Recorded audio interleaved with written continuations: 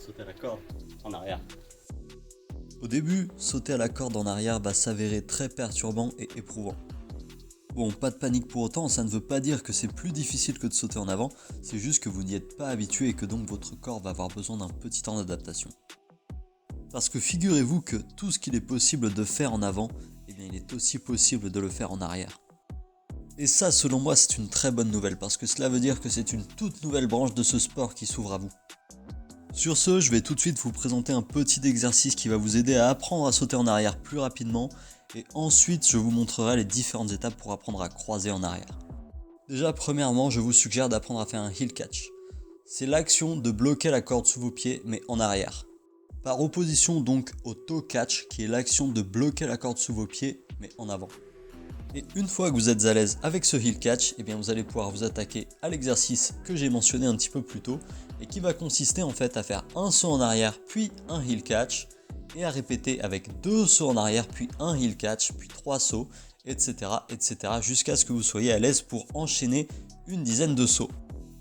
Voilà, jusqu'ici rien de bien sorcier, ça va peut-être vous demander quelques jours d'apprentissage, mais je peux vous garantir qu'avec un petit peu de patience et de persévérance, vous saurez sauter en arrière en un rien de temps.